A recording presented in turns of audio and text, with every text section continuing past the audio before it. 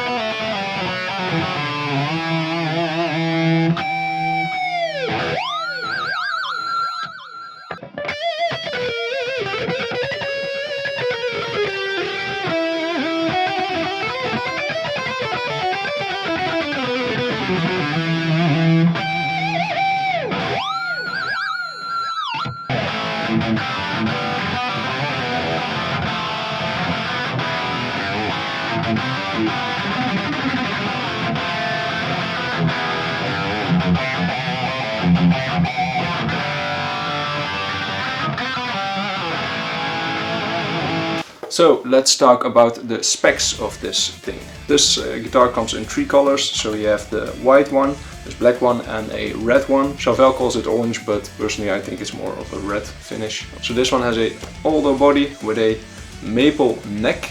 It's not roasted maple, although it kind of looks like a roasted maple. But I think it's just the Relicing that kind of gives it that darker look, of course. We have a Paul Ferrell fretboard, jumbo frets, not stainless steel. We got the Middleton JB and 59, a 1000 series Floyd Rose, a three-way switch with kind of like an interesting diamond-shaped switch tip, and a single volume knob. And as you can see, this guitar is reliced. You cannot really compare this relic job to like a custom shop Fender or like a Gibson Murphy Lab, but it's also quite a lot cheaper, of course. So when you buy a reliced import Charvel like this, they all look kind of the same, because I think the Relicing is like a stencil that they use on all the guitars they produce. They will look, yeah, all pretty similar. The neck is really nicely reliced, but the headstock is kind of left alone, which they could have done a little bit better in my opinion. And what I noticed is that the guitar feels really dry, especially like the neck, the wood. I think that's because of the Relicing, and it feels a lot different than all my other guitars that I have with a maple neck. So Charvel has been making a lot of these relic kind of models nowadays. You also have like the Hendrik Daanhagen model, the guitarist from Evergrey. I used to have that guitar as well, I just sold it like 2 weeks ago. And if I have to compare these two guitars, I have to say I kind of prefer the feel of this one, especially because this one has the floating trem instead of the top mounted trem. But I do prefer the look of the Hendrik Daanhagen model, because I'm not a huge fan of the Paul Ferrell fingerboard, and I also prefer a white finished guitar over a black guitar. So what do I think about this guitar? Well, I really like the neck. Charvels have just really good neck shapes.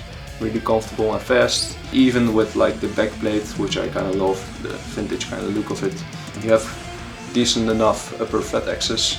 Also the price is really good on these models, of course made in Mexico, but if you can get it used as well, I mean it's already Relic, so it's only gonna look more authentic.